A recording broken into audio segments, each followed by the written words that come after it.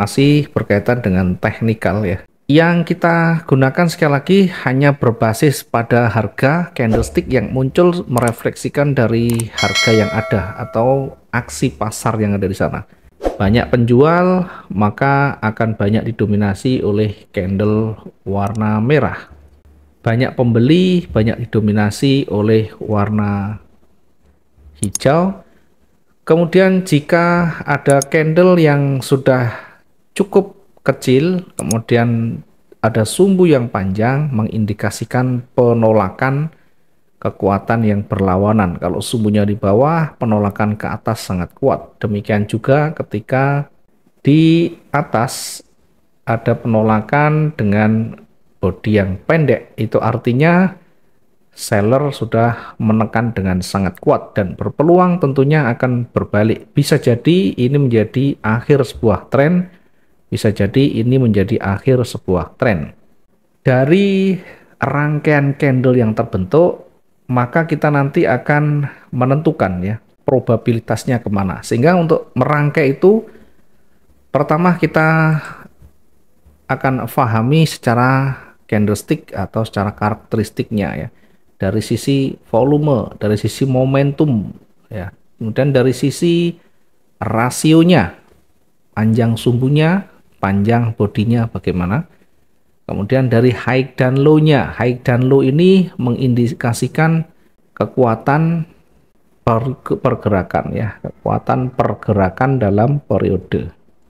Kemudian yang kedua, di dalam teknikal nanti kita mengenal area penting ya, atau key levelnya, atau mungkin kita bisa sebut dengan level saja ya, di mana di situ banyak nanti kita bersinggungan dengan support dan resisten ya, banyak nanti berhubungan dengan support dan resisten. Kita coba berikan ilustrasinya untuk area penting ya.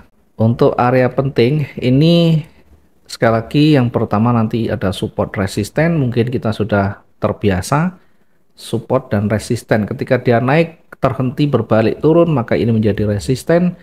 Ketika dia turun terhenti dan berbalik naik, maka ini menjadi support.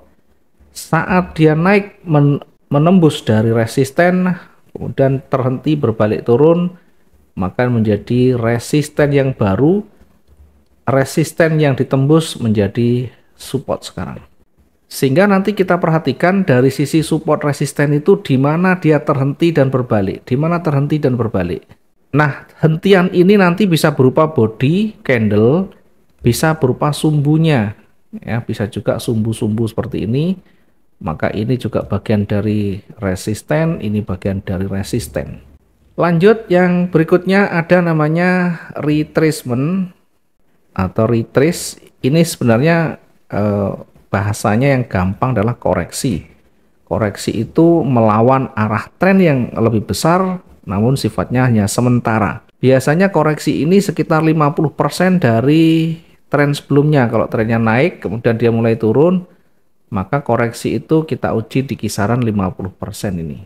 Selama dia tidak ditembus, maka dia berpeluang kembali naik.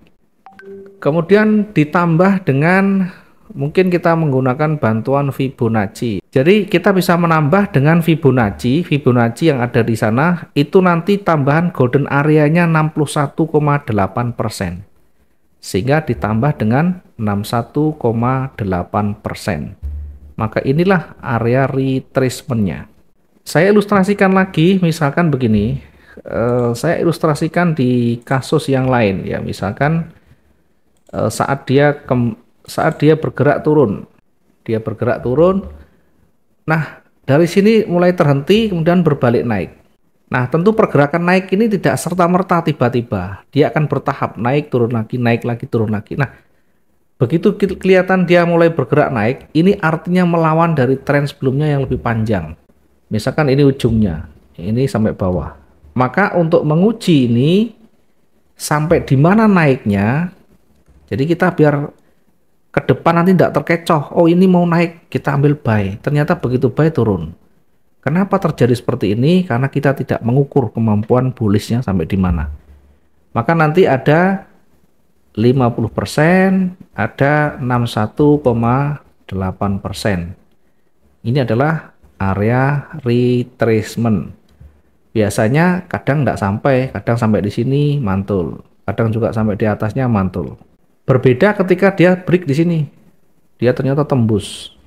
Nah, tembus di sini, maka kalau sudah tembus begini, ini bisa berpeluang lanjut naik. Paling tidak kalau kita entry buy di sini, target kita sampai di sini. Oke, contoh ilustrasi yang di chart bagaimana ya? Saya contohkan begini. Saya gunakan di market yang kosong, yang misalkan begini. Tujuannya untuk apa? Untuk menguji kekuatan sampai di mana nanti perlawanannya. Ya, mungkin yang terdekat di sini dulu. Yang terdekat di sini. Kalau kita lihat, misalkan begini, sebelumnya trennya turun, ini sampai di sini, kemudian tidak ada perlawanan naik, masih turun lagi sampai di sini. Ambil dari body ke body, karena body itu adalah real transaksinya. Kita ambil di sini ketika dia mulai bergerak naik begini. Kalau tidak ada pergerakan naik, tidak usah, karena itu tren. Nah, kalau sudah ada warna hijau melawan dari merah ini, baru kita gunakan Fibonacci. Ya, di MetaTrader itu sudah ada di sana. Ada draw Fibonacci retracement. Klik saja di sana. Kemudian dari ujung atas ke bawah, jangan salah. Kalau tren sebelumnya turun, berarti dari atas ke bawah sampai di body yang merah bawah. Maka area Fibonacci itu kita bisa tandai di antara 50 dan 61,8. Sehingga setidaknya kalau kita punya posisi buy, misalnya buy di sini misalkan, maka kalau untuk harian target jangan sampai jauh-jauh, jangan sampai di sini ya. Peluang itu ada, tetapi demi kehati-hatian dan kita manfaatkan, kita close profit di area ini yang aman ya. Udah panjang sekali. Sampai di area retracementnya. Sehingga kalau misalkan begini, jangan terus-terusan ambil posisi buy kalau sudah kelihatan begini. Kenapa? Karena di sini berpeluang akan terkoreksi kembali ke bawah. Ya. Sampai di sini lagi. Nah, kemudian kita lihat kalau dia break, ya kalau dia break baru akan berlanjut sampai di sini. Ya mungkin tidak 1 hari, mungkin bisa berhari-hari ya, karena ada namanya range ya tadi ya. Nanti kita masuk berikutnya ke range ya. Tadi yang ditanyakan ada range. Range itu bagaimana ngukurnya? Kita ambil yang terdekat dulu range-nya. Misalkan begini, untuk mengetahui hari esok, misalkan baru bergerak gini, maka yang kita gunakan ambil yang terdekat yang kemarin. Nih ya. Tapi perhatikan yang kemarin itu panjangnya normal atau terlalu tinggi. Kalau terlalu tinggi berarti kita ambil yang sebelumnya. Kalau terlalu kecil bagaimana? Ambil yang sebelumnya. Nah, kebetulan yang kemarin ini 2 hari yang kemarin masih normal. Sehingga kita gunakan yang terdekat 1 hari kemarin. Nah, ketika dia bergerak naik, maka ujung bawah yang low-nya itu taruh di yang bawah. Sehingga kalau naik maksimum di sini persis berada di area resisten. Nah, bisa jadi nanti hanya sampai di 2020 itu berbalik. Misalkan berbalik, kalau dia bergerak turun kira-kira begini ngukurnya. Nah, sekarang arahkan dari yang ujung high di atas itu sampai di sini. Sehingga kalau dia turun kira-kira sampai di sini. Nah, itu kira-kira ya. Tapi juga dilihat bisa juga hanya konsolidasi kecil.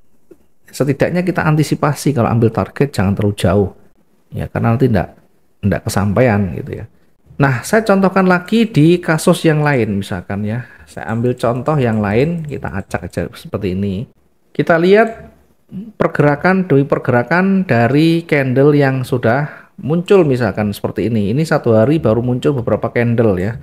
Anggap saja sampai jam berapa? 6, 7, 8, 9, 10, 11, 12, jam 1 siang. Merah itu jam 1 siang.